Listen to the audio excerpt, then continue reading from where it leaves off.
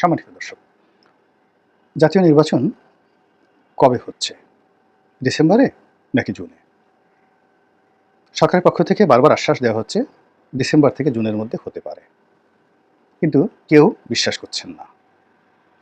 দেশের যারা প্রাজ্ঞ রাজনীতিবিদ রয়েছেন, যারা এখন আর রাজনীতি করেন না, কিংবা প্রথিতযশা সাংবাদিক রয়েছেন, ৩০ বছর ৪০ বছর সাংবাদিকতা করেছেন, খুব বিখ্যাত দেশে এবং বিদেশে।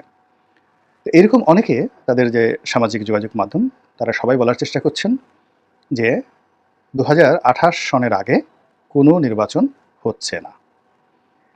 এমনকি একজন ইউটিউবার আছেন, খুব নামকরা ইউটিউবার আছেন, তার নাম হলো মিস্টার বনি আমিন। তো তিনি একেবারে রীতিমতো চ্যালেঞ্জ দিয়েছেন যে যদি ২০২৮ সনের আগে নির্বাচন হয়, তাহলে আমি বনি আমিন, আমার বেঁচে থাকার কোনো অধিকার নাই।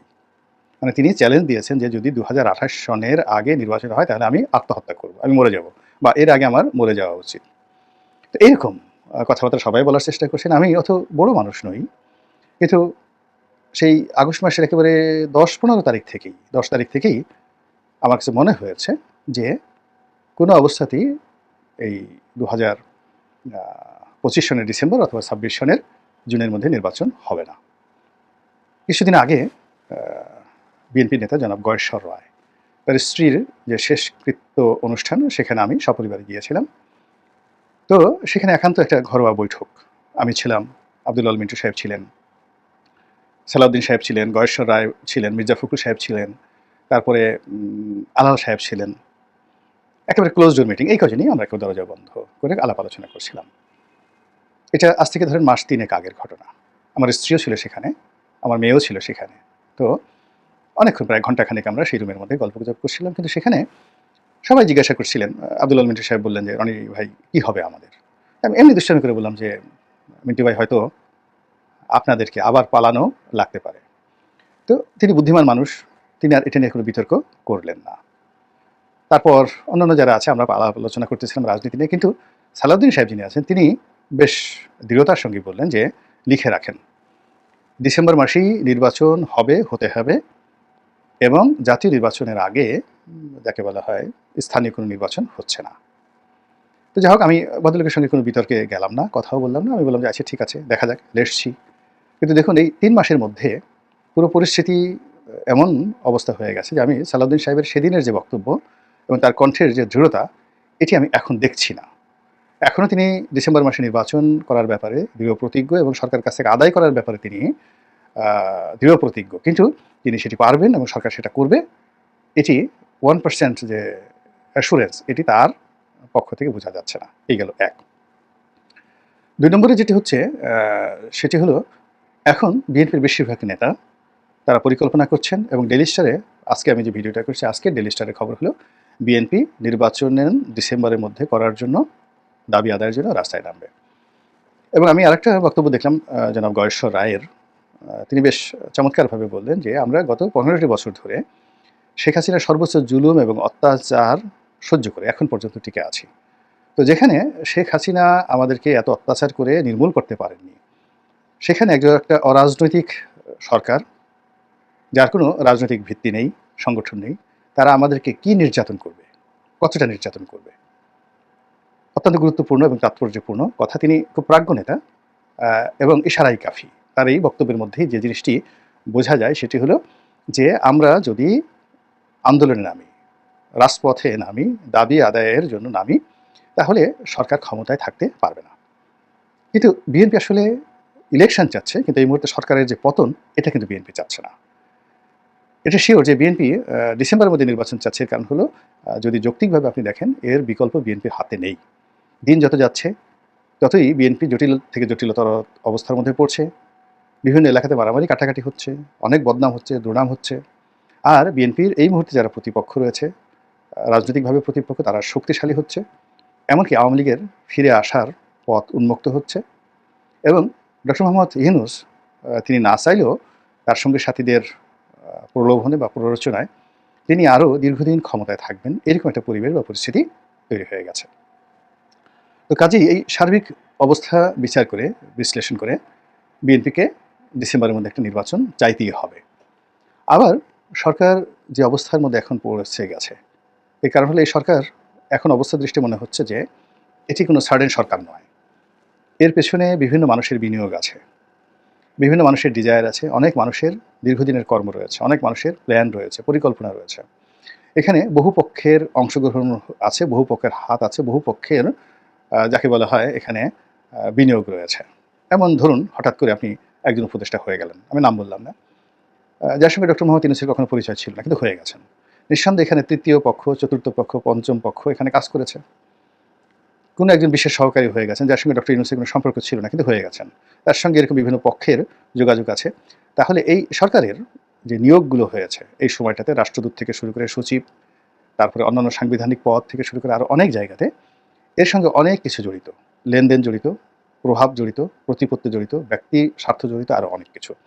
এই সকল স্বার্থকে অস্বীকার করে ডক্টর মোহাম্মদ ইউনূস যদি এককভাবে চানও ডিসেম্বর মাসে নির্বাচন দেবেন, এটা তিনি পারবেন না। তাকে তার লোকদের, প্রিয়জনদের, আপনজনদের কথা শুনতে হবে। ২ নম্বর হলো যে তার মধ্যে এখন সেফ রিটার্ন বা সেফ এক্সিট এই আতঙ্কটা কাজ করছে। তিনি কি আসলে বেরোতে পারবেন? তিনি কি আসলে নিরাপদে যেতে পারবেন? তিনি কি আসলে ক্ষমতা হারানোর পর বাংলাদেশে থাকতে পারবেন? তার ব্যবসা বাণিজ্যগুলো কি থাকবে? অথবা তিনি যদি বাংলাদেশ ছেড়ে অন্য কোনো দেশে গিয়ে তাকে থাকতে হয়, মইনুদ্দিনের মতো, ফখরুদ্দিনের মতো, আমেরিকা বা ইউরোপ তাকে কি আশ্রয় দেবে? সিঙ্গাপুর কিংবা দুবাই কি তাকে আশ্রয় দেবে? তার লোকজনের কি হবে? এই কথাগুলো কিন্তু চলে আসছে। এর কারণ হলো আমাদের দেশে এই মুহূর্তে দুটো উদাহরণ। অর্থাৎ বিএনপি যদি ধরুন, তাহলে দেখবেন যে বিএনপির যারা লোকজন তারা লন্ডন, আমেরিকা, দুবাই এখানে যেভাবে নিজেদেরকে, এবং ব্যাংকক যেভাবে নিজেদেরকে সেটেল করে ফেলেছে। একইভাবে আওয়ামী লীগ তারা ভারতকে কেন্দ্র করে যেভাবে আমেরিকা, ভারত, সংযুক্ত আরব আমিরাত, মক্কা, মদিনা, সিঙ্গাপুর, থাইল্যান্ড সব জায়গাতে নিজেদেরকে যেভাবে প্রতিষ্ঠিত করে ফেলেছে, ডক্টর মোহাম্মদ ইউনূসের সঙ্গে এই মুহূর্তে অন্তত হাজার খানিক লোক সম্পৃক্ত হয়েছেন। তারা কোথায় আশ্রয় নেবেন?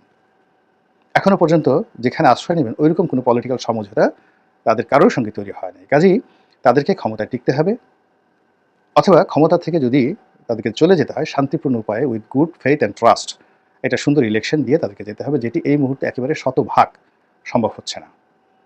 মানে শতভাগ নয়, মানে ১ ভাগও সম্ভাবনা নেই এরকম একটা সুন্দর ইলেকশনের। ফলে এখানে সংঘাত অনিবার্য হয়ে পড়েছে।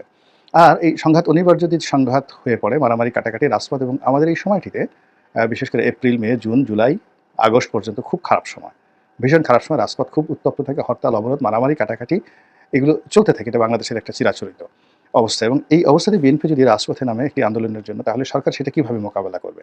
সরকার কি তার পুলিশ বাহিনীকে দিয়ে, সেনাবাহিনীকে দিয়ে বা অন্য কোনো বাহিনীকে দিয়ে দমন-পীড়ন করতে পারবে? হ্যাঁ, অবশ্যই পারবে। যদি সেনাবাহিনীর সঙ্গে তার একটা সমঝোতা হয়। এর কারণ হলো মূলত বিএনপির যারা লোকজন তাদের অনেকের নৈতিক মান কমে গেছে। অনেকের মধ্যে আতঙ্ক দেখা দিয়েছে, অনেকের মধ্যে অনিশ্চয়তা দেখা দিয়েছে। এটা সত্য কথা, বিভিন্ন কারণে।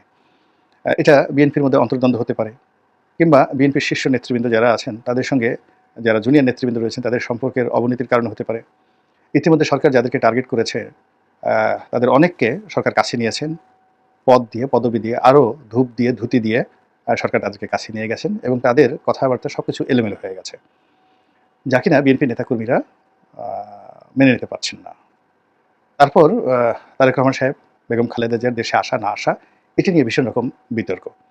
এর বাইরে অন্য যে সমস্যাগুলো দেখা দিচ্ছে, সেই সমস্যাটা হলো যে ডক্টর মোহাম্মদ ইউনূস তিনি সম্ভবত একটি রাজনৈতিক স্বপ্ন দেখছেন, রাজনৈতিক ক্যারিয়ার তৈরি করার চেষ্টা করছেন, এবং দীর্ঘমেয়াদে যদি তাকে থাকতে হয়, এই জন্য তিনি যথাসম্ভব ছোটাছুটি করছেন, বন্ধু তৈরি করার চেষ্টা করছেন আন্তর্জাতিক অঙ্গনে। আর এসব কারণে নির্বাচন পিছিয়ে যাওয়াটা, বা ২০২৬ থেকে ২৭ থেকে একেবারে ২৮ পর্যন্ত, ২৮শে ডিসেম্বর পর্যন্ত চলে যেতে পারে, এরকম আশঙ্কা যেভাবে দেখা দিয়েছে। একই সঙ্গে অনেকগুলো অনিশ্চয়তা। সেই অনিশ্চয়তা হলো সরকারের সঙ্গে ক্যান্টনমেন্টের সম্পর্ক, সরকারের সঙ্গে বঙ্গভবনের সম্পর্ক, এটি নিয়ে কথা হচ্ছে।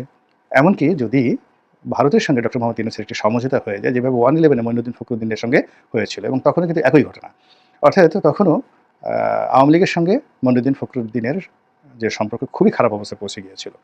প্রথমে আওয়ামী লীগ খুশি হয়েছিল 1/11 আসার পরে, কিন্তু পরবর্তীতে দেখা গেল যে বিএনপিকে দমন করার পরে আওয়ামী লীগের উপর যে স্টিম রোলারটা, এটা বিএনপির উপর যা চালানো হয়েছিল তার দ্বিগুণ আওয়ামী লীগের উপর চালানো হলো। কিন্তু ভারতের মধ্যস্থতায় আবার সেই আওয়ামী লীগের কাছেই 1/11 মইনুদ্দিন ফখরুদ্দিন কিন্তু ক্ষমতা হস্তান্তর করেছিলেন। এখানে বিএনপির যে ভয়, যে নরেন্দ্র মোদী যেভাবে ভারতের দিকে ঝুঁকছেন, যেভাবে মানে ডক্টর মোহাম্মদ ইউনূস যেভাবে নরেন্দ্র মোদীর দিকে ঝুঁকছেন কিংবা ভারতের সঙ্গে সম্পর্ক স্থাপন করার চেষ্টা করছেন, এবং তিনি শুরুতে যেভাবে একটি ভারত বিরোধী মনোভাব তিনি লালন করার চেষ্টা করছিলেন, সেই জায়গা থেকে তিনি সরে এসেছেন। তো তিনি যদি সরে আসেন, ভারতের সাথে যদি তার সম্পর্ক হয়, ভারত তো তাকে বিএনপিকে ক্ষমতায় বসানোর জন্য সুপারিশ করবে না। ভারত অবশ্যই আওয়ামী লীগকে একটা স্পেস দেওয়ার জন্য, শেখ হাসিনাকে একটা স্পেস দেওয়ার জন্য তারা চাপ প্রয়োগ করবে এবং শেখ হাসিনাকে বাধ্য করবে মঈনুদ্দিন ফখরুদ্দিনকে যেভাবে একটা সেফ এক্সিট দেওয়া হয়েছিল, এভাবে ডক্টর মোহাম্মদ ইউনূস সাহেবকে একটা সেফ এক্সিট দেওয়ার চেষ্টা করা হবে এবং দেওয়া হবে। এবং এই সমঝোতাটা যদি হয়ে যায়, তাহলে সেক্ষেত্রে আবার যদি আওয়ামী লীগ ক্ষমতায় আসে, তাহলে বিএনপির পার্মানেন্টলি কপাল পড়বে। এর কারণ হলো, ইতিমধ্যে রাজনীতির যে চাণক্য নীতি, সেই চাণক্য নীতি প্রয়োগ করে তৃণমূল পর্যায়ে বিএনপির সঙ্গে আওয়ামী লীগের যে সংঘাত, সেই সংঘাত এমন পর্যায়ে নিয়ে যাওয়া হয়েছে যেটি ইতিহাসের সবচেয়ে একটা জটিল পরিস্থিতি তৈরি করেছে। প্রথম ঘটনা হলো, অনেক আওয়ামী লীগের নেতাকর্মীদের ধনসম্পদ, ব্যবসা বাণিজ্য যেভাবে বিএনপির লোকজন তদারক করছে, এটা একটা সমীকরণ। আরেকটা হলো, অনেক আওয়ামী লীগের নেতাকর্মীদের বিরুদ্ধে মামলা দেওয়া, গায়েবী মামলা দেওয়া, যা কিছু করা, এই কাজটিও বিএনপি করেছে। ফলে বিএনপি মারামারি লাগবে, আওয়ামী লীগ দূর থেকে তালি দেবে, এই অবস্থা। দ্বিতীয়ত, কোর্ট কাছারি অফিস আদালতে বিএনপির যারা লোকজন রয়েছেন, তারা এমন অ্যারোগেন্সি দেখিয়েছেন বা এখনও দেখাচ্ছেন, যেটা আওয়ামী লীগ আসলে কখনো সেটা দেখায়নি। আওয়ামী লীগের নেতাকর্মীদেরকে লাঠিগুঁতো মারা, আওয়ামী লীগের আইনজীবীদেরকে চড় থাপ্পড় মারা, তাদেরকে কোর্ট কাছারিতে যেতে না দেওয়া, এই সংস্কৃতি বাংলাদেশে পাকিস্তান আমলেও হয়নি, এটি এই সময়টাতে হয়েছে। তো কাজেই যদি ভারতের মধ্যস্থতায় ডক্টর মোহাম্মদ ইউনূসকে একটা সেফ এক্সিট দিয়ে সামনে একটা নির্বাচন আসে, এবং সেই নির্বাচনে এখন যে পরিবেশ হয়েছে, একটা ফেয়ার ইলেকশন দিলে আওয়ামী লীগ 200-র চেয়ে বেশি সিট পেয়ে যাবে, তখন বিএনপির অবস্থা কী হবে? এটা বিএনপি বুঝতে পারে। বুঝতে পারার কারণেই বিএনপি সেই সুযোগটি ভারতকে দিতে চাচ্ছে না, সেই সুযোগটি ডক্টর ইউনূসকে দিতে চাচ্ছে না, এমনকি আওয়ামী লীগকে দিতে চাচ্ছে না। এজন্য তারা ডিসেম্বরের মধ্যেই নির্বাচন অনুষ্ঠানের জন্য প্রাণপণ তারা চেষ্টা করবে। তারই ধারাবাহিকতায় রাজপথ গরম করার জন্য, উত্তপ্ত করার জন্য তারা যে পরিকল্পনা নিয়েছেন, এবং সেই পরিকল্পনা কীভাবে সরকার টিকিয়ে দেয়, সেটি দেখার বিষয়। আল্লাহ আমাদের সবাইকে হেদায়েত দান করুন এবং হেফাজত করুন। আসসালামু আলাইকুম ওয়া রাহমাতুল্লাহি ওয়া বারাকাতুহু।